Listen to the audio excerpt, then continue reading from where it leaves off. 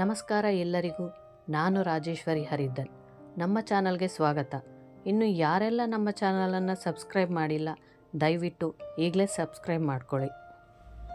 ನಾನು ಇವತ್ತು ಮಾಡ್ತಾ ಇದ್ದೀನಿ ಹೆಲ್ದಿ ಓಟ್ಸ್ ಬನಾನಾ ಸ್ಮೂತಿ. ಬನ್ನಿ ಈ ರೆಸಿಪಿ ಶುರು ಮಾಡೋಣ. ಯಾರೆಲ್ಲ ವೆಯ್ಟ್ ಲಾಸ್ ಮಾಡಬೇಕು ಅಂತ ಇದ್ದೀರಾ ಅವರಿಗೆಲ್ಲ ಇದು ಒಂದೊಳ್ಳೆ ಸ್ಮೂತಿ. ಇದನ್ನು ನೀವು ಬೆಳಗ್ಗೆ ಬ್ರೇಕ್ಫಾಸ್ಟ್ಗೆ ಅಥವಾ ರಾತ್ರಿ ಡಿನ್ನರ್ಗಾದರೂ ಮಾಡ್ಕೊಳ್ಬೋದು. ಈ ರೆಸಿಪಿ ಮಾಡೋದಕ್ಕೆ ಮೊದಲಿಗೆ ಒಂದು ಜಾರ್ ತಗೋತಾ ಇದ್ದೀನಿ. ನಾನಿಲ್ಲಿ ಡ್ರೈ ಫ್ರೂಟ್ಸ್ನ ಬಳಸ್ತಾ ಇದ್ದೀನಿ.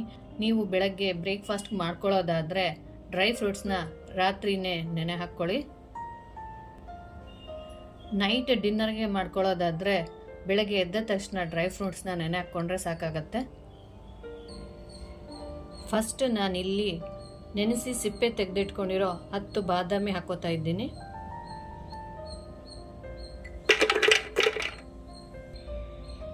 ಬಾದಾಮಿನ ಸಪ್ರೇಟಾಗಿ ನೆನೆಸ್ಕೊಳ್ಳಿ, ಯಾಕೆಂದರೆ ಸಿಪ್ಪೆ ತೆಕ್ಕೊಳ್ಬೇಕಾಗತ್ತೆ.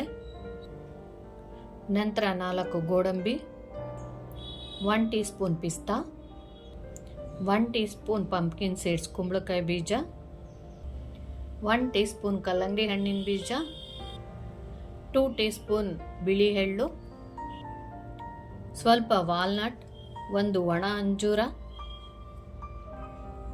ನಾನಿಲ್ಲಿ ಸ್ವೀಟ್ಗೆ ಖರ್ಜೂರ ಬಳಸ್ತಾ ಇದ್ದೀನಿ. ಯಾವುದೇ ರೀತಿ ಸಕ್ಕರೆ, ಬೆಲ್ಲ, ಹನಿ ತಗೋತಾ ಇಲ್ಲ. 3 ಖರ್ಜೂರ,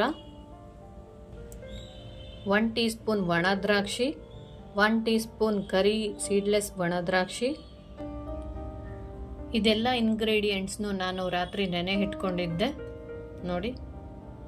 ಈಗ ಇದನ್ನು ಮಿಕ್ಸಿ ಜಾರ್ಗೆ ಹಾಕ್ಕೊಳ್ಳೋಣ.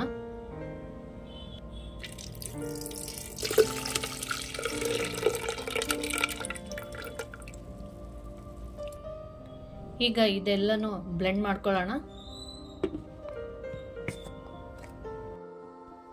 ಇದು ತುಂಬಾ ಹೆಲ್ದಿ ರೆಸಿಪಿ ಅಂತಾನೆ ಹೇಳಬಹುದು. ಯಾಕೆ ಅಂದರೆ ಇದರಲ್ಲಿ good fat, calcium, high protein, iron ಮತ್ತು ಫೈಬರ್ ಎಲ್ಲ ಇದೆ. ಈ ರೀತಿ ಬ್ಲೆಂಡ್ ಮಾಡ್ಕೊಂಡ್ಮೇಲೆ ಕಟ್ ಮಾಡಿ ಇಟ್ಕೊಂಡಿರೋ ಒಂದು ಬಾಳೆಹಣ್ಣು ಹಾಕೋತಾ ಇದ್ದೀನಿ.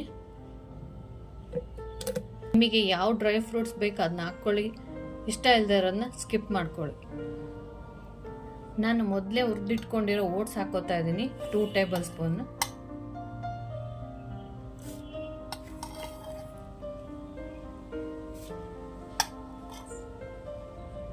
ನಿಮಗೆ ಎಷ್ಟು ಬೇಕೋ ಅಷ್ಟು ನೀರು ಹಾಕ್ಕೊಳ್ಳಿ.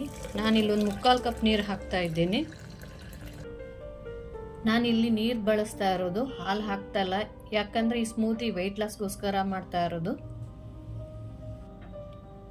ಇದನ್ನು ಇನ್ನೊಂದು ಸಾರಿ ಬ್ಲೆಂಡ್ ಮಾಡ್ಕೊಳ್ಳೋಣ. ಓಟ್ಸ್ನ ಬೇಕಾದರೆ ನೀವು ಹುರಿದಾದ್ರೂ ಹಾಕ್ಕೊಳ್ಳಿ ಅಥವಾ ನೆನೆಸಾದ್ರೂ ಹಾಕ್ಕೊಳ್ಳಿ. ಮುಖ್ಯವಾಗಿ ವೆಯ್ಟ್ ಲಾಸ್ಗೆ ಪ್ರೋಟೀನ್ ಹಾಗೂ ಫೈಬರ್ ಇರ್ತಕ್ಕಂಥ ಫುಡ್ ಅಗತ್ಯವಾಗಿ ಬೇಕಾಗುತ್ತೆ. ಈಗ ವೆಯ್ಟ್ ಲಾಸ್ ಸ್ಮೂತಿ ರೆಡಿ ಆಯಿತು. ಇದನ್ನು ಒಂದು ಗ್ಲಾಸಿಗೆ ಹಾಕ್ಕೊಳ್ಳೋಣ.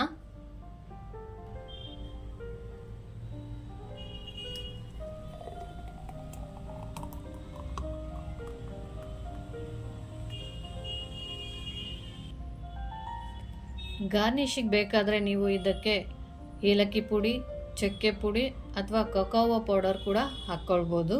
ಈ ರೆಸಿಪಿ ನೀವು ಟ್ರೈ ಮಾಡಿ ಹೇಗಿತ್ತು ಅಂತ ಕಮೆಂಟ್ ಮಾಡಿ. ಇಷ್ಟ ಆದರೆ ಲೈಕ್ ಮಾಡಿ ಹಾಗೂ ಫ್ಯಾಮಿಲಿಗೂ ಫ್ರೆಂಡ್ಸ್ಗೂ ಶೇರ್ ಮಾಡಿ. ಯಾರೆಲ್ಲ ನಮ್ಮ ಚಾನಲನ್ನು ಸಬ್ಸ್ಕ್ರೈಬ್ ಮಾಡ್ಕೊಂಡಿಲ್ಲ ದಯವಿಟ್ಟು ಈಗಲೇ ಸಬ್ಸ್ಕ್ರೈಬ್ ಮಾಡ್ಕೊಳ್ಳಿ. ಮತ್ತೆ ಮುಂದಿನ ವಿಡಿಯೋದಲ್ಲಿ ಸಿಗೋಣ. ನಿಮ್ಮ ಅಮೂಲ್ಯವಾದ ಸಮಯ ಕೊಟ್ಟು ನಮ್ಮ ಚಾನಲನ್ನು ನೋಡಿದ್ದಕ್ಕೆ ಥ್ಯಾಂಕ್ ಯು. ನಮಸ್ತೆ.